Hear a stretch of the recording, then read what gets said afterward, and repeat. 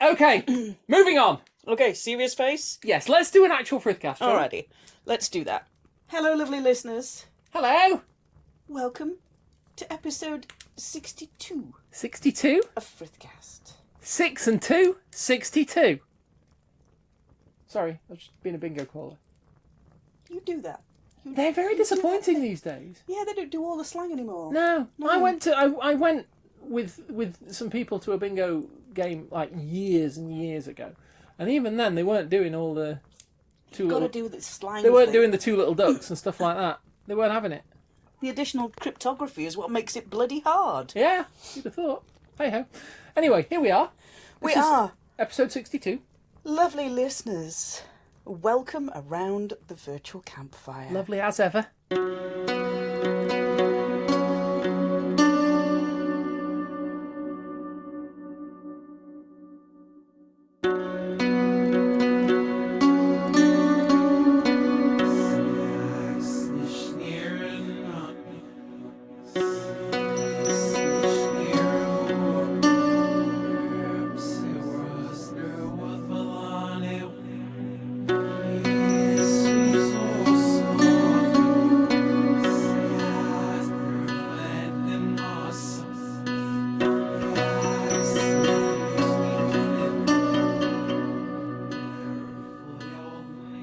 All you lovely new listeners shuffle in.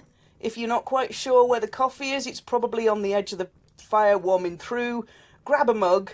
Grab some marshmallows if Kate hasn't eaten them already. Yeah, but I have been preserving them carefully. Yes, inside you. I know. No. Uh-huh. I mean, I have hidden them. Inside you? No. Not yet. We could make s'mores. We could. Marshmallow on a stick. I learned about s'mores. They're not a very British thing. S'mores?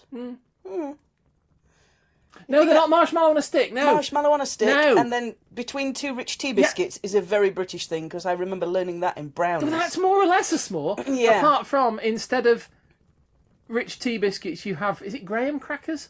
Are they called? This thing called a graham cracker. Yeah? Yes. I think that's what you do, isn't it? But it sounds like it's basically the same thing I then as the think rich tea biscuit. Yeah. I never tried a rich tea. I never tried rich tea biscuits. Obviously, I'm British, but Congratulations, it's a girl. Have a rich tea biscuit. you went into a shop. Champagne. Champagne. You come out of a shop. Champagne. Only in Britain it's rich tea biscuits. And a nice cup of tea. Moving on. I believe we just finished welcoming people to the virtual campfire. Yes. God, this episode's going to be about 80 hours long. It probably is. Lovely listeners, settle in. This one's going to be long. What were we wanting to talk about today? Well, we probably ought to do some introductions first. Old hands around the virtual campfire, you know where stuff is. Come on and settle in. New lovely people around the virtual campfire. Pull up a log, settle in, warm your knees. Grab a coffee, grab a bun. Knees. Just do your thing and, yeah, settle in and listen to us ramble on a wee spot, because that's probably what we're going to end up doing. We absolutely are. We totally don't go off on tangents. You've heard us doing that already. Yeah. If we get a bit too tangenty, just prod us with a stick and we'll try and come back on point. Yep. But we can't guarantee anything. We can go, yeep. Yeah, Anyway. like that. So, Who are you? hello. That's a really deep question and I haven't had enough coffee. I'm Suzanne Martin. I could be like Jack the Ripper to Delenn. Who are you? Oh, yeah, no. Just let's pull it back. No, a that little is bit only lighter. your name. Who are you? And so on. Yes. Carry on. Thank you. I'm Suzanne Martin. I'm a heathen, and I'm an ambassador for an organisation called TEC, which is the Asatru community. Hello, Suzanne. Hello. I'm Kate. Have I met you before? I'm Kate. I'm your wife. Really? Yes. Is that what we did? Yeah. I wondered why you were around the house so much. Well, you know, I followed you home and you kept me. What can I say? Well, I'm I'm rather glad I did. Yes, I'm Kate. I'm not a heathen. I like to think of myself as heathen friendly. Pretty friendly. I am. I can vouch for this, fellow heathens. Thank you. I am a sort of kind of Roman druid thing. Yeah. Okay. With a druid with kind of Romano pagan leanings, not Romano British pagan leanings. Yeah. Whatever. I don't know. I'm not a heathen. That's all I can say. It's complicated and it's okay. It's complicated and it's okay. Okay. So, now we're all gathered around the virtual campfire. We've solved the vexing question of where the marshmallows went. Mm-hmm. You're all settled in and got comfy. I thought we'd have a bit of a chat in this episode about interfaith and how it relates to modern heathenry, why you may or may not want to consider doing it, what the benefits that we've found of we doing it, us doing it, and all of that kind of stuff. Maybe how to get started a little bit. Okay. All of that. So it's going to be a bit of a big one. All right. And all that jazz. Well, can I start with a question? No, you've never asked a question before. No? Well, first time for All everything. right, maybe not in this episode, but you've asked plenty of others. I did ask a question. I said, what was the second line? You did! And you asked me who I was. That's 2 questions. And the trouble is that means you've now got to leave some of the preamble in at the beginning in order for that to make sense. Yes. Or you've got to take this whole bit out in order for it not to reference the preamble bit that you've also taken out. Yeah. Complicated, isn't it? Right, my question is... Okay. What does interfaith mean? Interfaith, to me, means opening dialogue with, starting to try and understand commonalities with people from other faiths. Okay. Working together towards common goals. So, for me personally, that means that the Interfaith Forum that you and I belong to, we work towards things that affect all the communities. So, things like we decided that we were going to support 2 charities a year as an Interfaith Forum. Yeah. And one of them last year was a hospice. So it was a visit from a hospice, and we visited the hospice to see the work that they did, to see that the faith work that they did for those of faith and no faith, those who were atheist, those who were humanist, were also represented in our forum. So we looking at hospice care and what we as an interfaith group could do to help raise awareness within our own individual communities of the work that hospice did. So we found commonalities, and I think that's probably the basis of my interfaith work, is seeking out commonalities with people of other faiths. Yeah. If you look at the Scandinavian peoples of the 8th, 9th, 10th century, they knew about people of other faiths. The faith they most had interaction with was Christianity. Okay. But they also knew of people that they called the Musulmen, that we would know as Muslims. Yeah. And they knew of some of their faith practices. So they were quite open to learning about other faiths, or tolerating other faiths, or going and trading with other faiths. They weren't insular. To me, they weren't xenophobic. So I am trying to continue that tradition, if you like. Yeah, yeah. I'm trying to find, for me, commonalities between faiths and no faiths. So the basic humanistic building blocks that every community shares. Yeah. And trying to recognise that I have that in common with Muslims, with Christians, with Sikhs, with Hindus, with atheists, with humanists. Yeah. And we can all actually, yes, we have differences between us, and there might be points of doctrine that are quite rabid in some cases. But it's a case of recognising where they are, and finding points of common ground. Yeah. So for me, interfaith work it's kind of part of who I am. It's saying to myself that I am secure enough in my own faith, and I am confident in my own faith, to go and do a presentation, to open up debate, to be, on a panel when they say, what are your wedding customs? To be able to go in and listen and find parallels with other wedding customs from other faiths and be able to describe our own, to be able to recognise that those occasions are special. It doesn't matter what faith you are. Yeah. Those, at the heart of it, is people's connection to other people. Mm. So that, for me, is what my interfaith work has been about. Okay. You might find that you're doing interfaith work because you're in the military and you're working with a military chaplaincy that has more than one faith represented. Mm. You might find that you work in an educational establishment and you have members of different faiths available to provide counsel and guidance to students, to staff. And again, you might find them of different faiths. Yeah.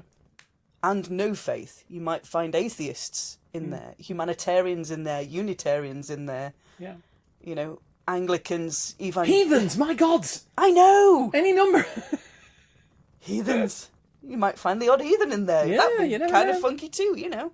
So it's essentially, it's any kind of deliberate, mutually informative interaction between religious groups. Yes. And as we say, we have sort of various branches from individual sort of overall faiths. Yeah. So, for example, we have Roman Catholics represented, we have Methodists represented, Anglicans. we've got various with the Church of England, various Anglican strands of Christianity, and we even have valuable input and quite often hosting from the Church of Jesus Christ of Latter-day Saints. Yes. The Mormons, as I believe they are no longer referred to. They're not referred to Mormons anymore, but that might just be in the UK. It might be different in other parts of the world. Yeah.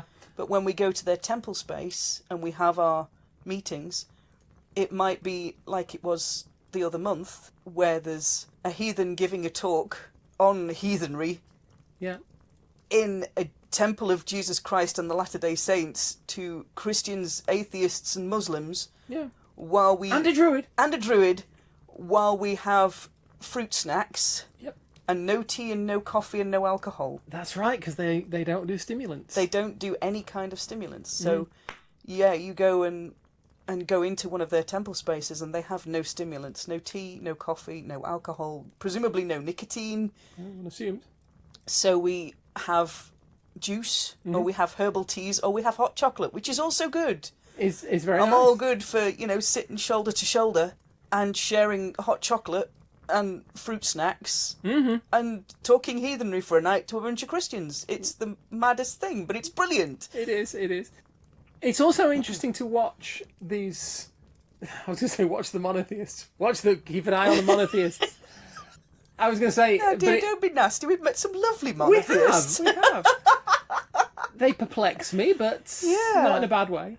They do, but they find our faiths equally as perplexing, and we can just, be with each other in perplexity. Yeah, and that's the point. That's okay. That's part of it. They explain the thing, but it's quite interesting actually watching as because sometimes we sort of go round the table and people will give sort of accounts of their way of looking at things and way of doing things and so on, and it's quite interesting to watch to look at the way the actual the dynamics work. The individual strands of monotheism single work. Faiths interact with each other. So you will get the Catholics say, well, we do a certain thing and we do it because of this, and you've got the Church of England sitting next to them with a puzzled look, and they go, well, we don't do it like that. What are you doing?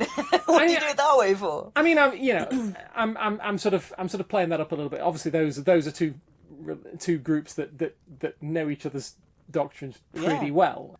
How can I put this? They have something of a history. They do in the British Isles. Somewhat of a good-natured bantering goes in Europe, on. Yeah. But if you think you don't do interfaith work, if you as a heathen have ever been to a pagan moot, you do interfaith. Yeah. Because if you sit down at a pagan moot, unless you know for a fact everybody else in that room is heathen, at which point you're probably at a heathen moot, not a pagan one, you're more likely to find that everybody around that room has their own individual path. And it might be that you're kind of comfy with the idea of going to a pagan moot, but you're not kind of comfy with sitting down with a big bunch of Catholics. Yeah. And I get that, because sometimes, when we started with our Interfaith Forum, we were all a little bit reluctant and a little bit wary of where the other people were. And it takes time to build those trusting relationships. Yeah. But I think, for me, they're worth building, especially as a heathen. Because Okay. my community isn't just people of my faith. I'm not married to a heathen. This is true.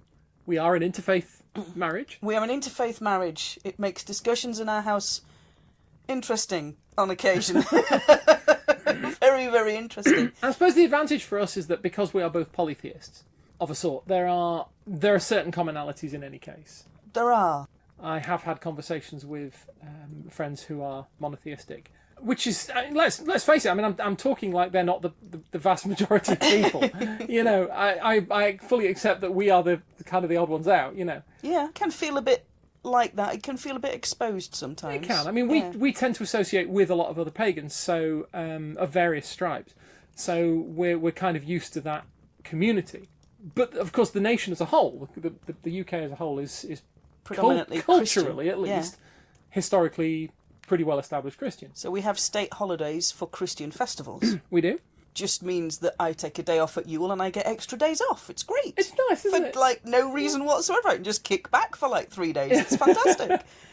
But it does always interest me when I talk about religion to people within monotheistic faiths, and I see some of the conflicts. Is that fair to say? Some, not between the religions, but some of the conflicts that you have to reconcile within a single religion. Oh, because of the fact theology that of evil for a monotheist. the problem of evil. The big one, yeah. Yes, but I mean briefly the idea that from a point of view of the sort of conventional Christian view of God, and I say Christian, I don't want to speak for Muslims and Jews because I don't know enough, but I was brought up in a largely Christian culture, Christian community, so I think I can speak reasonably Fairly confidently. clearly, yeah. So the problem of evil being the idea that the conventional view of the Christian God is that he is omnipresent, so he exists in all places at the same time. He is... It's got to play havoc on your heating bill. Indeed. Omniscient, so he knows everything. He is omnibenevolent, so he is always good. He is always kind. See, there's he where is my always difficulty merciful. is. Yeah, And that's right there. He is omnipotent, so he is all-powerful. He can do anything. And the problem of evil is that given all those four conditions as attributes of God, why and how does evil exist? And people will say things like, people say, oh, well, because God's actually evil. Yeah, but that negates one of the conditions. Yeah. God is omnibenevolent. We accept that. And this is the sort of thing that when you're a monotheist, you have to kind of work through. And obviously Christianity has a very long, very rich history of theological reflection and analysis. Oh, boy, and, does it ever. You know, to try and work out this it's kind good, of problem. but it's complicated. Yeah. And maybe as a heathen now, maybe you didn't start out as a heathen. Maybe you didn't have good experiences with a church or with a Christian community, and you found your way to the Norse gods, and they feel comfortable. They feel right. They resonate with your entire way of looking at the world is that way. Yeah. And maybe when you first went to church, it was because other members of your family went to church. Maybe you went to church because it was expected and your entire community went to church, so therefore you went to church. Maybe you were raised with religious or faith leader as a parent, and so therefore that was the theology that was talked about every day, that you saw in practice. But maybe that theology didn't quite fit. No. Maybe it wasn't quite where you were at, and that's okay. And equally, it's okay if you start out in a heathen household and you end up walking into a church and go, oh. Yeah. Because for me, part of interfaith work has been recognising that people's paths change. The path that you're on right now, where you are at this point in your spiritual development, connection, your ways of deepening that relationship with the divine might not be where you started. Definitely won't be where you end. Like as not. It will change, it will develop, it will evolve between now and the future. Some people broadly maintain the same religion throughout their lives. Yeah? I use the word religion advisedly. I know it's a It's a word that's open to interpretation, and it has connotations for different people and so on. But I'm going to use it just simply because it's faith or belief. It's the most practical. I mean the structural. Yes. The actual structural religion activity of faith, if you see what I mean.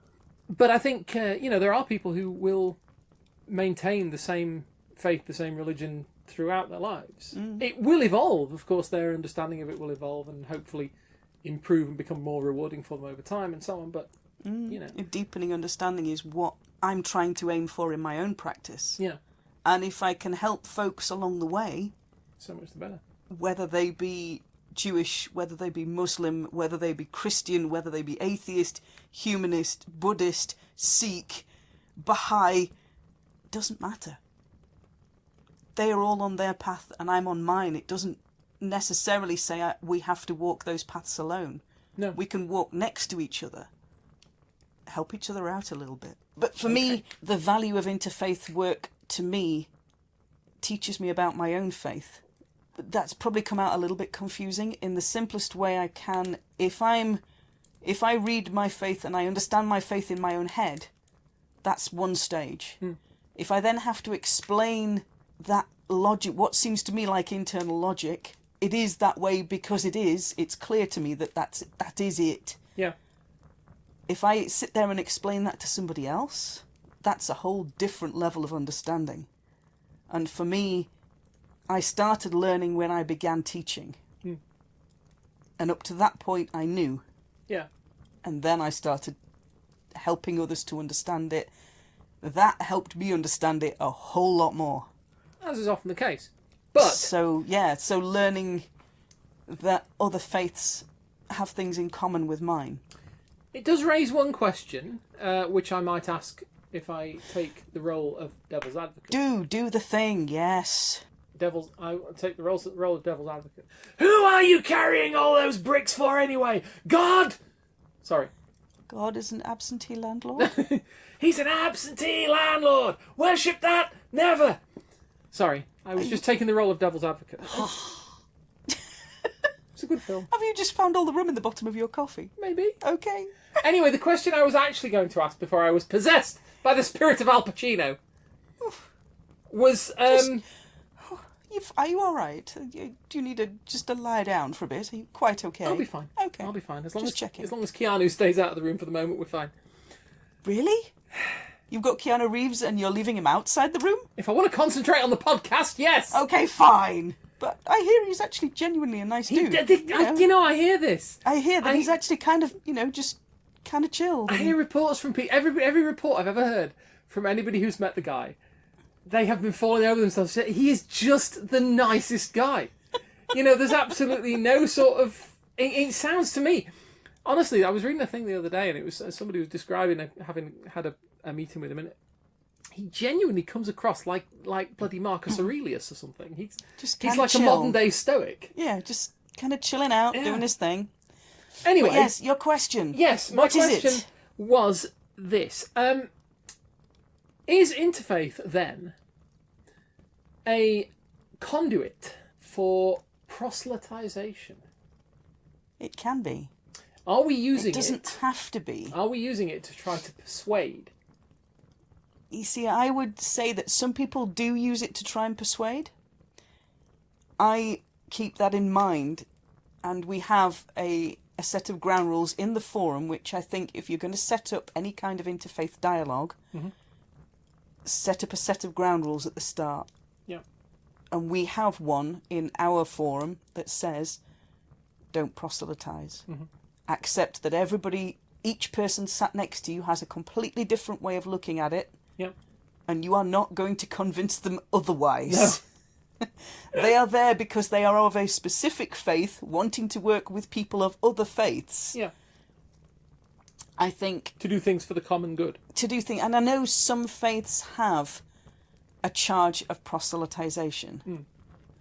They are trying to do the best they can with that command, with that charge, with that instruction. That is what they have to do with it. I think, at the risk of going off a little bit, but I think we are exploring these things a little bit in this episode. So I have never had a problem with people, if I use the word evangelizing. Yeah. I've never had a particular issue with people trying to spread the word. Forced conversion, very different bag of ferrets. Yeah, a whole different bag of completely ferrets. different thing. I'm good with spirited discussion, and even when people get a bit passionate, Yeah. I'm all good with that, because passion is where my faith is based. It might be a very quiet passion, Yeah. but my faith is like a fire on the inside. Okay. And it consumes me and fuels me and warms me and lights up through me every single day. I envy you. I always got toasty feet, it's great. Oh, this is good. And you need, and one needs. But so I think passion is essential with a faith. But I have to recognise that my passion has civilised borders, thank you very much. I think there's a fundamental difference between there are considerations that have to be made, I think, for what I'll term Abramic religions, the religions of Abraham.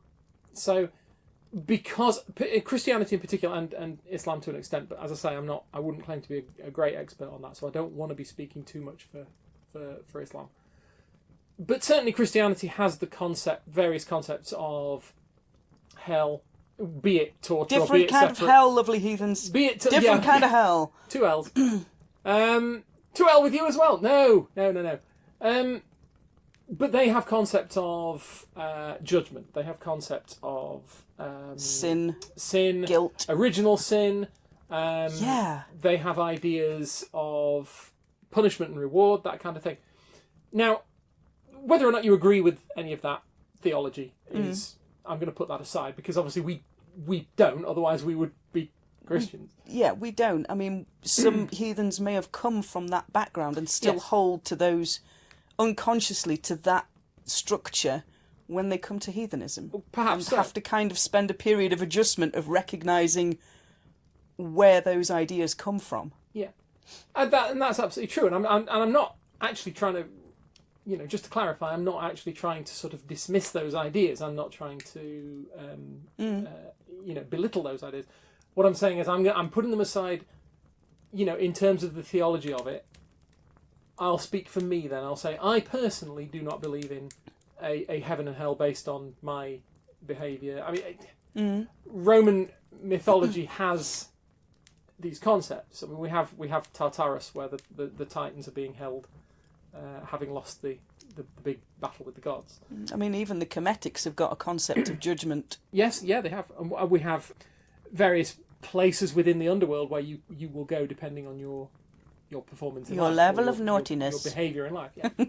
I'm shooting for the Asphodel Meadows because that's where the nondescript people go, and I think I might just be able to manage that. All good, just chilling back in the nice enough place, I think when you consider that they have this theology, they have these concepts as part of their faith, it becomes rational within that framework that they preach.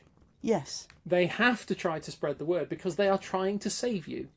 And I know there's a lot of negative connotation around that, and it becomes very much a kind of a thing that people will often bash Christians for and say, well, you go around the place trying to convert everybody. If they are sincere in their faith, yeah, and that's a whole extra discussion. that's the whole thing. Yeah. But I'm going to assume sincerity. These are not. Okay. I'm going to assume these are not people who are just trying to control you. They are not people who are trying to, ostracize a particular community or anything, or exert power, anything like that. I'm talking about sincere Christian believers who genuinely think that if you don't accept Christ, you will go to hell.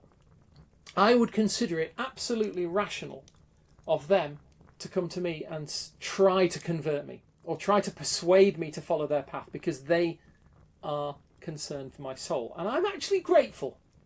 Yeah, they are. I've read bits of the Bible. Mm-hmm. I've not read the whole thing cover to cover because it's kind of big. Yeah. But I kind of get on with the whole servant king Jesus thing. Yeah. He's basically a rebellious anarchist who comes into a society, tries to shake the whole damn thing up with his one entire commandment of just kind of be excellent to each other. Yeah. And I'm all good with Dudes. that. Dudes, be excellent to each other. Yeah. And that kind of generated a bit of a bad reaction. Didn't go down very well. Yeah. But I'm kind of with his whole kind of commandment. People don't like being told to be nice No. to each other. But I'm kind of with his understanding of, just chill and be excellent to each other, and I quite like that. And obviously anybody who's come from a Christian background will probably recognise that in some shape or form.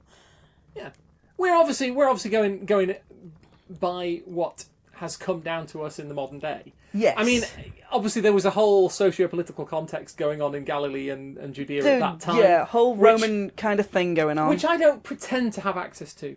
No. And, I can't fully assess what Jesus was trying to do. No. By the way, for the record, I personally do believe he was a historically real figure. That is something. Yeah, see, that's a whole... Lovely listeners, this discussion may take several parts at this stage, but we're going to try and pull it back onto track and... Yeah. Well managed. Interfaith work. Yeah. So, coming back to interfaith work, if you're thinking, these monotheistic religions, I can't find any kind of connection with them, there's no recognition of shared connection between me and these people, or they're a little bit too passionate for my liking, and I haven't quite found my footing and my confidence in being able to go in and go, hey, shall we sit down and have a cuppa and a cake and let's talk theology for an afternoon, because that's kind of a big step sometimes. As heathens, we have the 9 noble virtues, and there are a couple of slightly different versions, and yes, they're quite a modern invention coming from the Havamal. A lot of heathens know those 9 aspects, those 9 words, and they form quite a basis of action, if you like. They help me make decisions and I keep them in my mind. So if you think about some of those virtues, you've got things like honour in there, you've got perseverance in there, you've got industrious in there, you've got hospitality in there. The Sikhs taught me about hospitality. Okay. When they have a service in their Gurdwara, they will serve food afterwards to anybody who arrives. Any stranger at their door, they will feed. Every week. They will not necessarily... They generally have a rule that says the simpler the dish that you make to bring to the Gurdwara, the temple, the better. Okay. They don't look at making ostentatious food that, No.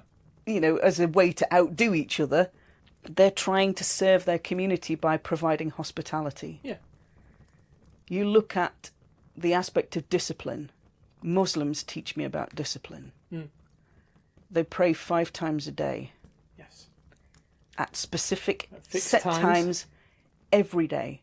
All day, every day, no breaks. Yep. They teach me about what discipline is. Discipline in faith is. They keep their faith in the forefront of their mind all the time. And yes, all faiths have extremists. Yeah. And the extremists tend to have a louder voice than everybody else who's just getting on and doing. Absolutely. So I might say, if you're thinking about interfaith work, find people who are getting on and doing. Yeah. Don't find the loud ones. Don't find the ones that are shouting about it. Yeah, don't find the ones that are shouting about it. Find the ones that are just getting on and doing. Yeah. And it's fair to raise that, I think, because I mean we can't hide from the fact that there is a certain zeitgeist at the moment with regard to specific faiths. There is.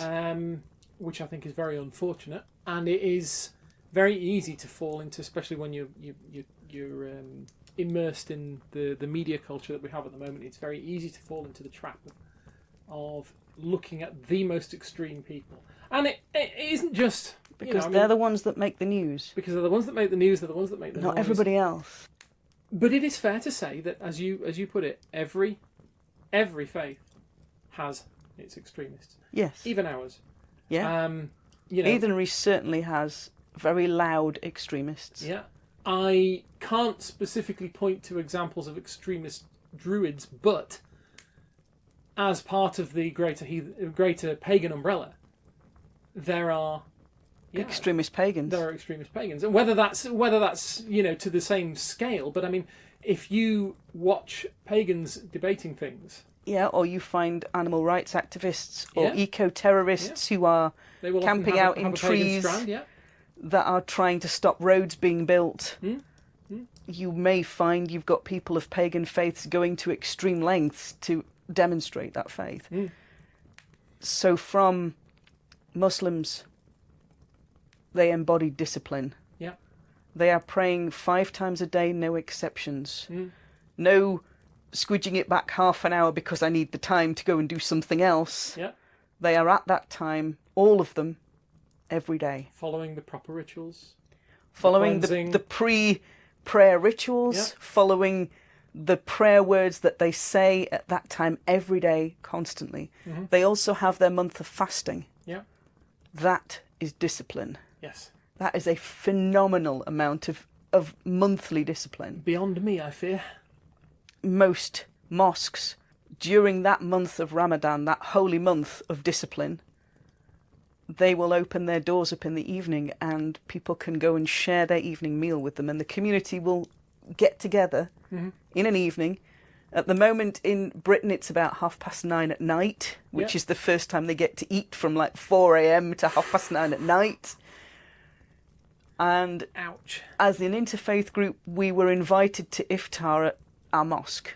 So you and I went. Yeah, I remember. And I think what surprised me most was probably the fact that all the Muslims got their phones out to check the time to make sure they were to the minute able to start the first prayers of the evening and then have a ritual date, a ritual break, like a small piece of food before they did their main prayers, before they were allowed to sit down and eat their full meal. Our friend who's a representative on the Interfaith panel, standing at the front in front of everybody, watching the second hand on his watch, or watching the second display on his watch. Yeah. Just going, right, any second now. Right, and we're in. There you go. And now we can eat. And that, to me, embodied discipline. Yeah. But I think it's important. I mean, it's important to say when we're saying, Sikhs do this, Muslims do that. It is very important to bear in mind that these are not a homogenous group. Yeah. These are not a monolithic. They're not. They have as much variety in them as heathens and pagans do. But what we're saying is that it is part of, certainly the kind of the predominant strand of Islam here and the predominant strand of Sikhism here. We are describing the practices that they do in their communities, rather than all Muslims are this or all Sikhs are that, which can lead you down some fairly dangerous roads. It can. So we're describing kind of the local conditions that we have here. Yeah. I think the most surprising thing for me, sharing iftar with a whole, 50, 60 Muslims all sat on the floor around a huge big tablecloth that had been spread out and putting food down the middle, was the variety of people. Yeah. People were talking Arabic. They were from Syria, from Pakistan, from the town that we're from. Yeah. From 3 or 4 miles out. They were people who'd come huge distances, and they were all sat shoulder to shoulder with us, giving us the best of their food because we were their guests. And their Kashmiri tea, which was lovely. I know I'm British, but I don't do tea. I don't do tea. Can't buy tea. But they gave us mugs of Kashmiri tea afterwards. And it was coconuts in it. It was really, really nice, and I really need to find out what they put in it because it was so good. But I think all faiths can have negative points to them. They can have points of difference. And what I've found working with the Interfaith Forum is that we've found points of commonality and had that as safe ground before we started looking at the points of difference. Yeah. To know that you had a safe ground to retreat to because you knew that everybody agreed on a certain thing. Yep. That it puts you in a better position to sort of venture out and explore the places that we might not see eye to eye. Yes, the places where we have difference, or the places where we don't quite understand a practice or a way of thinking. Oh, and it also gave me the confidence to go, so what's all that about then? Yeah. What was, all right, I've seen bits of that, but I don't get what that is, so talk to me about that. I'm going to invoke Al Pacino again. Okay. do more devil's advocating. Please do. Kevin. And I'm going to ask, we have got together in our group. Yep. We've talked to members of these other faiths, Yeah. whatever they be, whether they be other pagan faiths or heathen faiths or monotheists or whatever. We've got through, we're learning our commonalities. Great, groovy. And we're finding out about our differences. Also groovy, learning to understand different points of view. Yeah. Why? What's the point of doing it? Before you answer, Okay. a person will hold a religion because they believe it is the right perspective. Yes. They believe that faith, or that religious belief, or that philosophy, if you want to broaden it out even further. Yeah. But that philosophy describes for them the way the world works. Yes. By the world, I mean the whole shebang, the whole of creation, whatever you want to. The whole of it. This is the bit that resonates. This is the way of thinking that resonates with your brain. Yeah. This is the bit that lights the fire on the inside of you and burns and consumes and heats and passion and all of that. Yeah. So all of that is describing for you the way the world works. Yes. You are right because it is your faith. So by definition, you consider yourself to be right. Now, yes. Before you leave, because I know what you're going to say. Okay, yeah, fine. You know me. Yeah, well, all right, fine. You know me. Some people will have a looser interpretation of right than others, and some people will not necessarily have pinned too much on their faith manifesting itself in exactly the way they expect. For example, I mean, we talked briefly about the afterlife. Earlier on. I know what the mythology says. I know about Erebus. I know about Charon's Obol. I know about crossing the Styx into the underworld, and I know the various layers or domains within Hades. And so all of that is part of the mythology, and I accept it. And if somebody says to me, what do you want doing when you die or whatever, you give me the coin and all that. Do I actually believe it? I don't invest myself enough in it to necessarily. I'm not that. That's not your absolute concern right now. I'm not that sort of pinned to the idea of it's absolutely got to be real, and I won't brook any argument. Yeah. Other people might see it a bit more like that. Well, if I don't do such a thing, I'm going to go to hell, and I don't want to go to hell, so I'm going to do a thing. Now, broadly, if people think their religion is the real one. Yes. Why should they reach out to the other ones? What do they gain from doing it? I think what I gain from my interfaith work is I gain a new perspective, not only on my own faith, but on me. Okay. Who am I as a person? And I gain knowledge. This is all good, the All-Father says.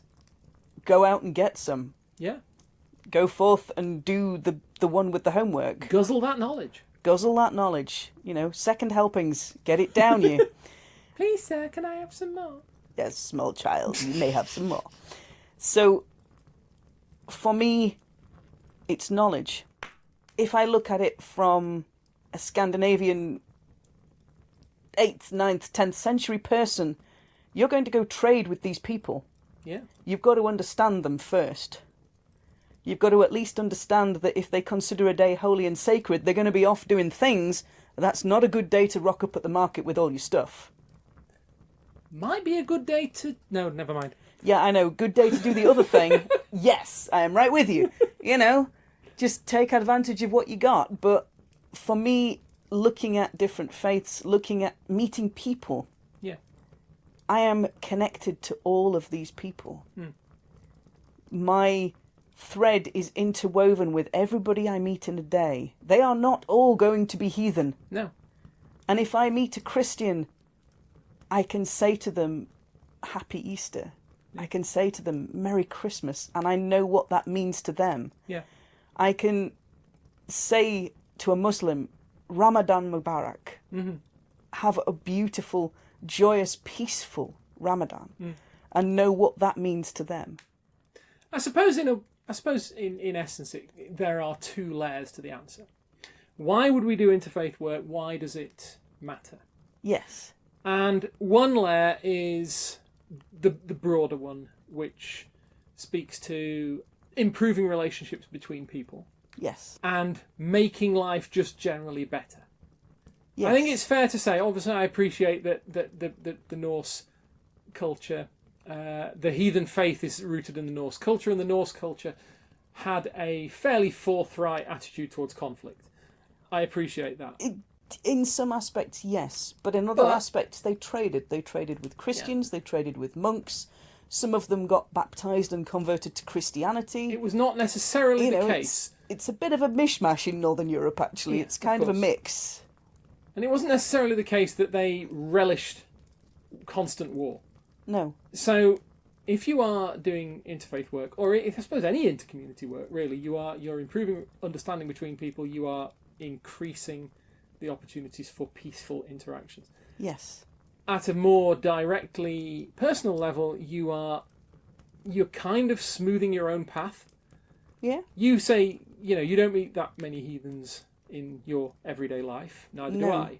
I don't meet many druids or other pagans in my everyday life. But we have to work with people who are of different faiths, of different beliefs, or no faith. We have to work as colleagues with them. We have to maintain friendships with them. We have them in our families. Yeah. You might have monotheistic parents. Yeah.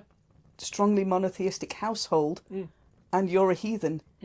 How do you find common footing in that relationship? How do you still communicate as people, as family?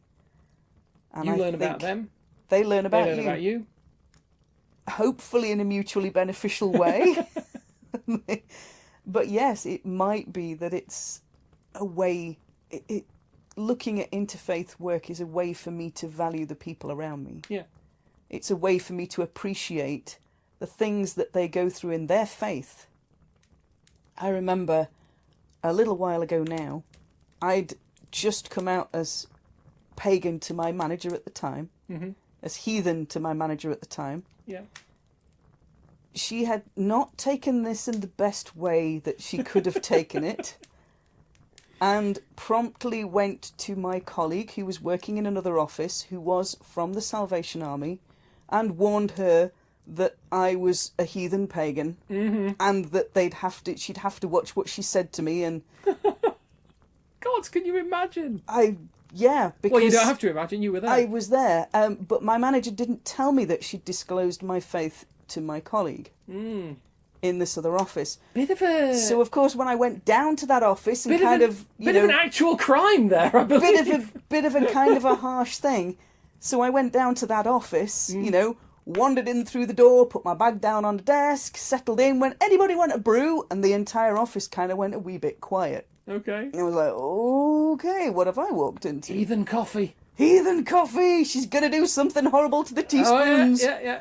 She's going to put something in the sugar and we're all going to be hallucinating all afternoon. It's not going to be good. I was like, are you kidding? If I had that, I wouldn't be putting it in your coffee.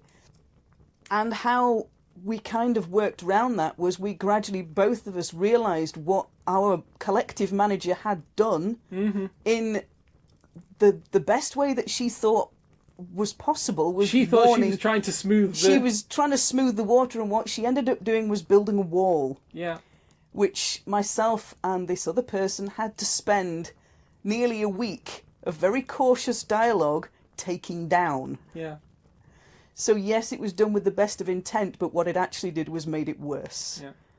So we had to Also, I'm still fairly sure that was a criminal offence. I don't know. That's because religion is a protected characteristic under the Equalities Act. It is, and if you can't disclose those without consent. Somebody's permission. But yeah, no, she did. But she thought she was doing a good thing. Yeah. And to be fair, it's not the worst reaction I've had when I've been disclosing my faith to people who are not of my faith. Yeah. So yes, there are some extreme reactions that will happen. And you, lovely listeners, have probably experienced some of these. Mm-hmm. You may have experienced them with people, of friends, of colleagues. You may have had to have moved jobs because of them. You may now find that relationships with certain members of your family are very strained. Yeah. Because they make assumptions about what your faith is and is not, and may not be ready to open dialogue. Mm-hmm. So I think, for me, why do it is because I don't live in an exclusively heathen world. No. And even if I did, I wouldn't get on with every heathen out there. No, absolutely. You'd still need to do some inter-heathen work. Inter-heathen work. So Intrafaith. Interfaith, yeah. So I think for me, why do it is because it helps me be aware of the diversity that is available in this world. Yeah.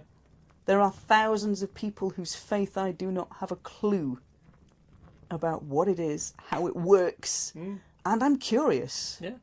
And I'm confident enough in being able to sit back and go, oh, that's what your faith does. This is how my faith approaches it. Or, as we did the other night at the Interfaith Forum, being held in a Unitarian chapel, Yeah. we took orange biscuits that we'd baked for our solstice celebrations. We took them, a batch of those orange biscuits, and we said, we've just had our solstice. We'd like to share these biscuits with all of those members of the Interfaith Forum in a Unitarian chapel. So we're sat in a Unitarian chapel drinking tea, learning about the chapel and the history of the Unitarian sect of faith, eating solstice biscuits, sat next to a Muslim, a humanist, an Anglican, a Christian and a Unitarian. So what does Interfaith do for us? It loses us biscuits, is what it does for us. It does, but in a good way it does. We give up biscuits, but we gain an awful lot in return. We gain, yes. And I think for me, it's that gaining of knowledge, that understanding of people that helps me be more aware when I'm going about my daily business in the world of what people's holy days might be, when they might need, time to go and do religious celebration, faith celebration, or they just might need to take 2 days off and go and retreat from the world and just chill for a bit. I get that. It's not to do with religion. I know. So, for me, the way I look at my own heathenism is doing interfaith work is a bonus for me. It's a benefit in the people that I get to meet, in the things I get to experience. Before I was in the Interfaith Forum, I'd never been inside a mosque. No. I've now been inside a mosque. I've listened to prayers in Arabic and had them translated into English because I need them translated into English. I know, but doesn't it sound fantastic? It really does. It sounds just beautiful. And being able to sit shoulder to shoulder at iftar, at the evening meal where they're breaking their fast. Yeah. And everybody just getting together and eating. And they just keep sticking massive bowls of stuff under your nose and going, have some of this. Yes, because you're their guest. I don't know what it is. Doesn't matter. They treat you with the utmost respect and hospitality. I should say they were at pains to make sure that we knew exactly what we were eating. So. Yes, also good. But there was such a lot of stuff. There was a lot of stuff. And they did that every night for a month. And their hospitality was utterly superb. They taught me about what discipline means. Yeah. To be able to do that every year. Yeah. To voluntarily take that spiritual challenge every year was just incredible. So it's fair to say that it helps increase your understanding of other people, which increases your ability to interact effectively and confidently, peacefully, yeah. It also increases your understanding of yourself. Yeah, because it helps me know what values they hold and why they hold them. Yeah, and it increases your understanding of yourself because it better pins down your perspective in relation to other people's. So I have now, not when I started, but I have now a confidence in my faith that I can go and sit with Christian vicars, with priests, with preachers, and go, all right, let's talk theology. Yeah. Let's sit and thrash this sucker out. I'll buy the coffee and cake. Let's sit and do this. And I think that over the last few years especially has been invaluable to me. Yeah. To be able to get together with people of faith and no faith, of like mind, that said we are, that say we are here to help society be better, local society be better. We are here to make donations to a hospice. We are here to do a litter pick. Yeah. We are here to go into schools as an interfaith forum and show them that it's possible to stand shoulder to shoulder with a Christian, with a Muslim, with a Buddhist, with a pagan, with a heathen. With an atheist. With an atheist. And have all of those points of view explained to children or young people who may have only seen Muslims on the news and never been able to talk to one in real life and never seen a heathen before at all. Yeah. So for me, it's invaluable. And I'm not saying it's the responsibility of every single modern heathen or all of you lovely listeners around the virtual campfire. But for me, doing interfaith work is valuable to my perspective. We're certainly not saying you have to go out and do it. We're saying it can be a very enriching experience if you choose, if it's the sort of thing that inspires you. If it's your thing, don't be afraid to find a way to do it.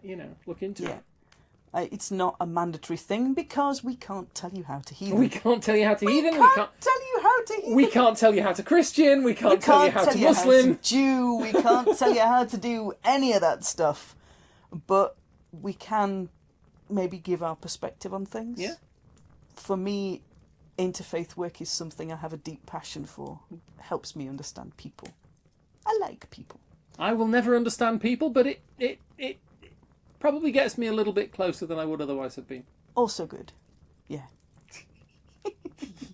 So, lovely listeners, we're going to leave you sat around the virtual campfire on pondering the webs of threads and the interfaith weave that may be going in and out of your life that you may not have actually kind of considered before. And the marshmallows. Which Kate has definitely not eaten all of. I absolutely have not. Okay. There's marshmallows somewhere around. You might have to kind of fish for them a little bit, but they're in there somewhere. So, lovely listeners, we're going to leave you sat around the virtual campfire. We will see you back around the virtual campfire for episode 63. Now, 63, you might have gathered, is divisible by 9, which means it's story time. Yay! So, we have a fairly mad story time telling in mind. We just need to see if we can actually pull it off in the recordings. I was going to say, you're bigging it up now. We haven't written it yet. I know, we haven't written it yet. We haven't quite got round to planning this one out, but we are kind of planning it. If we can pull it off... We've got big ideas. We have. We've got huge, big, ungainly ideas. We have. That might not go in the direction we want them to. We might not. Whole holographic elephant in the campfire room thing going on. Yeah, if we can make it work... It's going to be kind of weird. Yeah. Anyway. Yeah. How can the dear listeners contact you if they should so wish? So if you would like to find me online, you can find me on Facebook at Suzanne Martin. You can find me on Twitter at Geetha in Jeans. Come and say hi. Come and say hello. Throw us a friend request. Throw us a question. I'll do my best. You can have what's left of my brain cells. You're very welcome to them. They are all coffee-powered at the moment, but I cannot guarantee if you listen to this way into the future that I will not have had any coffee. Okay. Kate, where can the lovely listeners find you? Yeah, well, should they, for some reason, have nothing better to do with their time, they can find me on Facebook and Twitter as Kate Coldwind. I am giving both of those up first thing tomorrow, like I have been every day for the last X number of years. But for the moment, I'm still on both of them, and you can also find my shabby website at glassrain.net. Anyway, yeah, so pop round, say hi to me too, if you feel like it. Yeah, so lovely listeners, we're going to leave you sat round the virtual campfire. We will talk to you all next time. Bye-bye. Bye-bye.